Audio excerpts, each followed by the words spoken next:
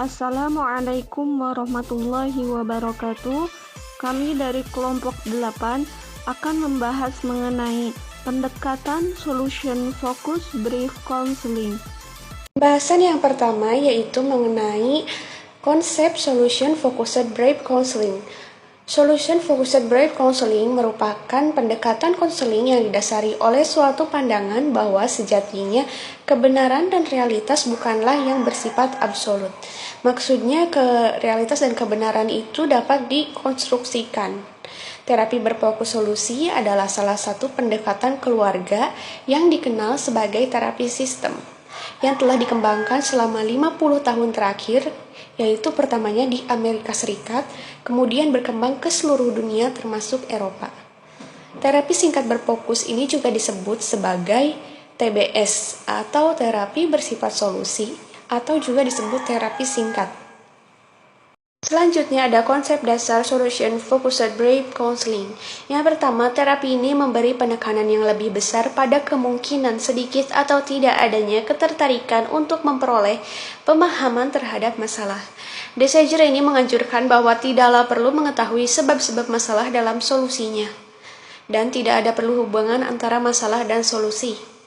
Yang kedua, terapi berfokus solusi ini berbeda dari terapi tradisional karena mengabadikan masa lampau dan lebih memperhatikan masa depan atau masa yang akan datang. Kemudian, terapi singkat berfokus solusi ini didasarkan pada asumsi yang optimistik bahwa manusia itu sehat dan memiliki kemampuan untuk mengatasi masalahnya. Kemudian yang terakhir ada proses terapi menyediakan suatu keadaan yang menjadikan individu memfokuskan diri pada pemulihan dan penciptaan solusinya. Selanjutnya, tujuan terapi singkat berfokus solusi.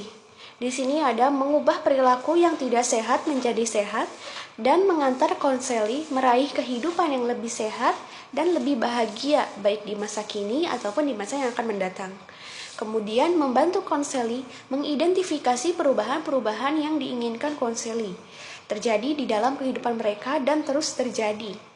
Kemudian membantu konseli membangun visi yang dipilih untuk masa depan mereka dan mengidentifikasi hal-hal yang baik untuk kehidupan mereka saat ini dan di masa depan. Dan terakhir membantu konseli membawa kesuksesan sekecil apapun ke dalam kesadaran mereka.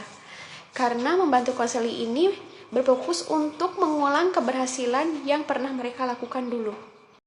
Assalamualaikum warahmatullahi wabarakatuh. Nama saya Mahwa Kanita. Di sini saya akan menjelaskan tentang sikap, peran, dan tugas konselor. Yang pertama ada konselor menghindari adanya eksplorasi masalah konseli. Konselor membantu konseli mencapai tujuan secara optimal dengan jumlah pertemuan yang relatif sedikit.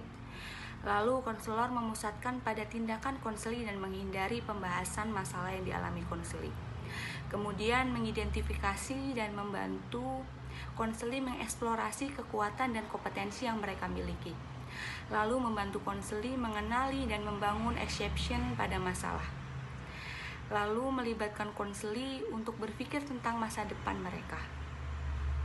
Kemudian, konselor tidak mengasumsikan diri sebagai ahli yang mengetahui tindakan dan pengalaman konseli.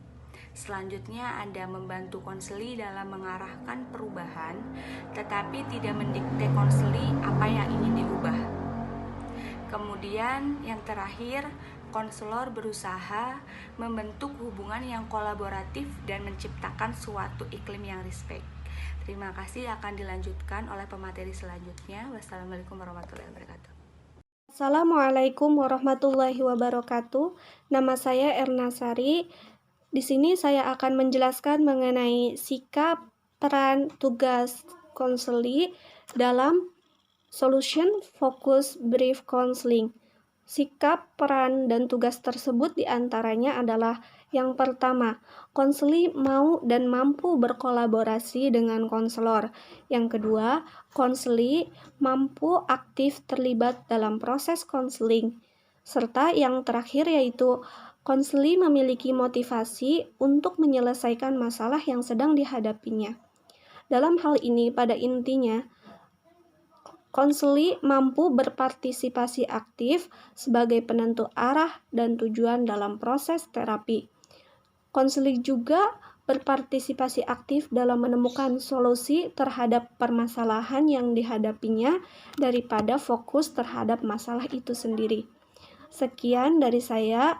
Wassalamualaikum warahmatullahi wabarakatuh.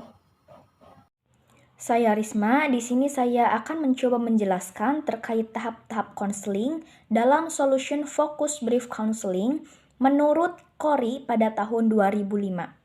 Di sini terdapat 5 tahap. Yang pertama, konselor memberikan kesempatan kepada konseli untuk memaparkan terkait masalah-masalah mereka, di mana konselor di sini sebagai pendengar yang baik, kemudian memberikan perhatian penuh, sembari memberikan jawaban atas pertanyaannya kepada konseli terkait bagaimana dapat saya bantu.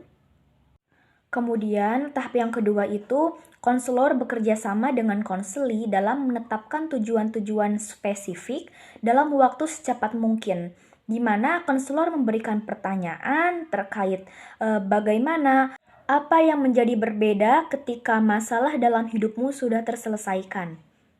Kemudian yang ketiga, konselor memberikan pertanyaan-pertanyaan kepada konseli seperti saat dimana masalah-masalah sudah tidak ada, atau saat masalah-masalah sudah tidak ada, atau saat masalah-masalah agak ringan. Di sini konselor membantu konseli untuk mengeksplor dirinya terhadap pengecualian-pengecualian ini, di mana konselor memberikan perhatian khusus pada masalah-masalah tersebut tentang apa yang mereka lakukan ketika masalah tersebut terjadi. Selanjutnya, tahap yang keempat, konselor bersama konseli membangun solusi-solusi di setiap akhir percakapan. Di sini konselor memberikan dorongan-dorongan atau umpan balik kepada konseli dan menyarankan konseli terkait apa yang dia amati selama proses konseling ini berjalan, kemudian sebelum melakukan sesi selanjutnya. Kemudian yang kelima, konselor bersama konseli mengevaluasi progres yang telah didapat dalam menemukan solusi-solusi yang memuaskan melalui skala rata-rata. Selanjutnya, konselor juga menanyakan kepada konseli terkait apa yang perlu dilakukan sebelum masalah tersebut terselesaikan dan apa yang perlu dilakukan setelah masalah tersebut terselesaikan.